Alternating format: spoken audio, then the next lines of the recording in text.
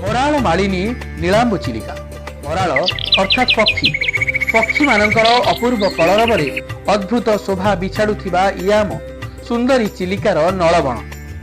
ये सेई नलबण जार मोहरे साइबेरियान पक्षी माने निजर देश छाड़ी एठाकू उड़ी आस कहीं केउ कालरू कहीं केते वर्ष तळू।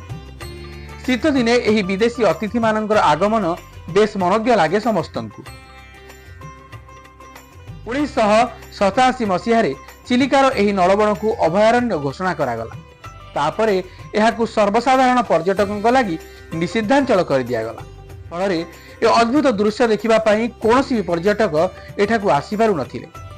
आपणक दृष्टि थिबा ए चढ़ई गुडाकंकर ना भी बेस मनोज्ञ। समस्ते प्रवासी चढ़ई कहा घर साइबेरिया रे तो कहा घर मंगोलिया काजाकिस्तान नहले रूसिया। शीतर प्रकोप सही न पारी से माने एठाकू उड़ी आसंती।